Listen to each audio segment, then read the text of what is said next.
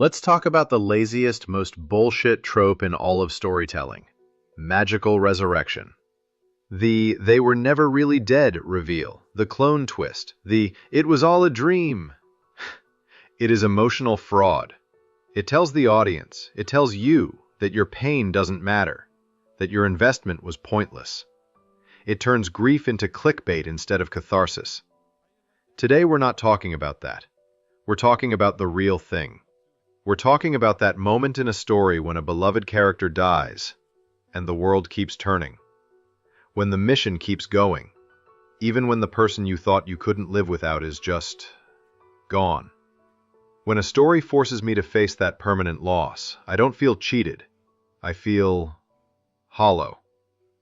Hollow in the most human way possible. It's not even sadness. It's recognition. Recognition that life doesn't pause for our grief. That moment isn't about the developer's guts. It's about ours. How much can we take before we break? When Aerith died in Final Fantasy VII, I didn't rage. I just sat there, frozen. When Arthur Morgan said, "I gave you all I had," I didn't press continue. I just stared at the mountains. It's not entertainment. It's a mirror. And the self-help books? They tell you to bandage the wound. These stories, they make you watch the blood dry, because only then do you realize the body heals itself. But it always keeps the scar. If we want to understand grief, we have to look at what happens when it goes wrong, when it turns toxic. And there is no greater, crueler lesson in this than The Last of Us. The first 10 minutes of that game are a masterclass in cruelty. It's one of the most brutal lessons in love and loss ever crafted. We watch Joel lose Sarah. We hold her. We feel his helplessness. And in that moment, Joel's story begins with death. But it ends with his complete inability to let go of it. 20 years later, he's given a second chance with Ellie. And at the end of their journey, he's faced with the same choice: lose a daughter or lose the world. He makes the selfish, human, and monstrous choice. He slaughters the fireflies, lies to Ellie, and damns humanity, all to avoid feeling that same original pain ever again. His grief for Sarah didn't heal. It festered. It became a denial so powerful it cost the world its future. And then, part 2 drives the knife deeper. It shows us the consequence. Ellie's story is the opposite of Joel's, but just as tragic. His grief denied the world. Her grief denied turns into rage. And that rage never, ever heals anything. It only destroys. It costs her her friends, her family, her fingers, her soul. By the time she's at the farm, broken and alone, letting that guitar fall into the water, she's not moving on. She's finally accepting. Accepting that she'll never be the same. That the pain is permanent. The game's lesson is brutal. If you don't learn to sit with the ghost and learn its name, it will burn your entire effing world to the ground. But what if you do sit with the ghost? What if, instead of rage, you find acceptance? This brings us to Arthur Morgan. Arthur's final act in Red Dead Redemption 2 isn't about dying. It's about becoming someone worth dying as. When he gets that tuberculosis diagnosis, it isn't the point of the story. It's the purification. It's a death sentence that finally gives him permission to live. We watch this broken, violent man slowly, painfully accept that redemption doesn't mean rewriting his past. You can't. The blood is on his hands. Redemption for Arthur just means dying with his eyes open.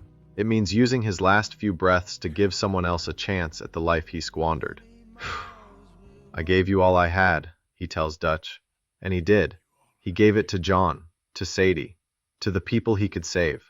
When he finally drags himself up that mountain and looks at the sunrise, it's not sorrow. It's surrender. It's peace.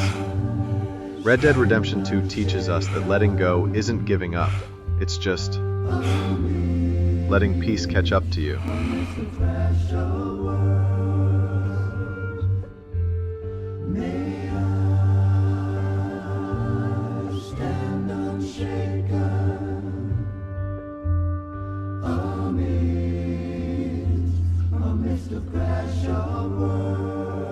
But what if the loss isn't just a part of your life? What if it's your whole life? What if a love is so big it leaves no room for anything else? Madeline Miller's The Song of Achilles shows us that love isn't soft, it's violent, in how deeply it roots into us. Patroclus's death isn't an ending for Achilles, it's the axis of his soul. It's the moment his fate becomes clear. He doesn't die for glory, or for the Greeks, or for his own honor. He dies to join the one person who made him feel human. This story teaches us something different. It's not about healing. It's not about acceptance. It's about permanence. It's about love is a wound you don't heal from, but you don't want to heal from. The pain is the proof the love was real. The final line of the book, "In the darkness, two shadows, reaching through the dusk." That isn't tragic. It's a promise. Love doesn't fade. It waits. So what's the real truth? What have these stories, these mirrors, taught us? They don't hand you closure. They hand you truth. Self-help books tell you to move on. These stories teach us the real truth.